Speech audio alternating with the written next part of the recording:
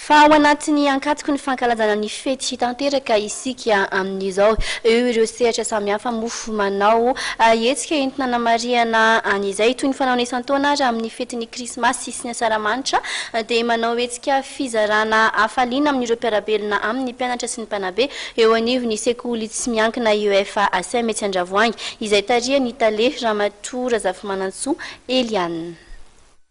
Amin'ity taona ity dia amin'ny alalan'ny hetsika antsoina hoe noely-mpivavahana izay arahan'ny sekoly sy ny FJKM Ankadifotsy ary ny sekoly katolika etsy Faravohitra manatotosa no hitondran'ny mpianatry ny sekoly UFASM izany fiaraha-mifaly amin'ny mpiarabelona amin'izy ireo izany. Natomboka ny alatsinainy tao amin'ny sekoly tamin'ny alalan'ny fizarana nofokena amin'ny tampihavanana amin'ny ray aman-dreny zokiolona izay nahitana fotsim-bary, savony, rano fisotro amin'ny tavoahangy. Mitondra fanazavana ny talen'ny sekoly Ramatoa Razafimanantsoa Eliane. De la charité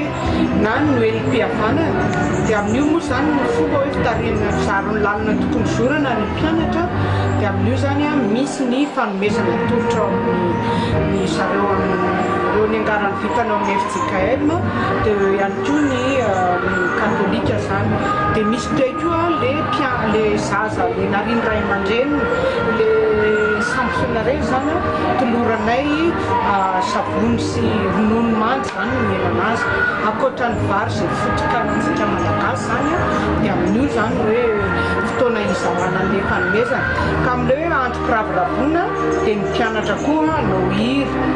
Hitoetra amin'ny zoma izao ny hetsika amin'ny fanolorana fanomezana ireo zaza sy ankizy sahirana ary tsy adino ireo mpianatry ny EPP Behoririka izay nisafidian'ny mpianatry ny UFASM hiompana ny fanohana nataon'izy ireo tamin'ity taom-pianarana ity. Ny fototra iorenan'izany hetsika izany dia ny hoe zaro amin'ny lalana tokony alehan'ny ankizy. Fandraisana anjaran'ny sekoly sy ireo mpianatra 770 ary ny mpanabe 10 avokoa izay tarihan'ny censeur Ravelonjato Lala Charles no nentinanana izao hetsika izao izay ho faranana amin'ny fampisehoana rindran-kira ataon'ny mpianatra.